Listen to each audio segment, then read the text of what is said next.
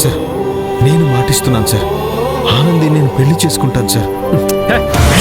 నువ్వు మాటిచ్చేదేంట్రా? బలవంతంగా అయినా ఆనంది మెడలో నీ చేతులతో తాళి కట్టిస్తాను. సరే సార్, మీ తృప్తి కోసం ఆనందిని పాడు చేసింది నేనే అని చెప్తాను సార్. కానీ అశ్విన్ నన్ను పాడు చేశాడు అని ఆనంది చేత చెప్పించగలరా సార్?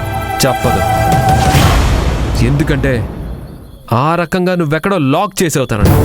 సార్ ఇంత చెప్పినా మీరు ఇంకా అనుమానిస్తున్నారంటే నేను ఇంకేం చెప్పాలి సార్? ఎలా చెప్పాలి సార్? నా ముందు ఆనందిని పెళ్లి చేసుకుంటానని చెప్పి ఇంకోవైపు ఆ తులసితో ఎంగేజ్మెంట్ ప్లాన్ చేసుకుంటావు నాకు తెలుసు. లేదు సార్. ఆపరా. తులసితో నువ్వు ఎంగేజ్మెంట్ ఒప్పుకోవడం నిజం కాదా? నిజమే సార్. చూసావా, దెబ్బకి నిజం బయటకు వచ్చింది. సార్ సార్ మీకు తెలిసిన నిజం వెనుక ఇంకో నిజం ఉంది సార్. అదేంటంటే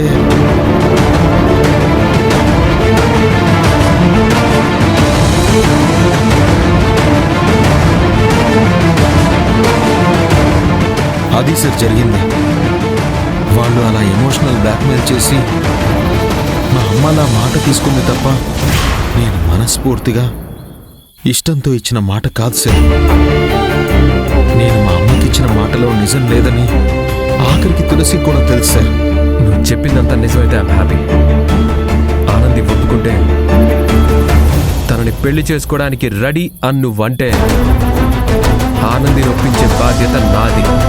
సార్ ఆనందిని ఒప్పించడం అంత తేలిక కాదు సార్.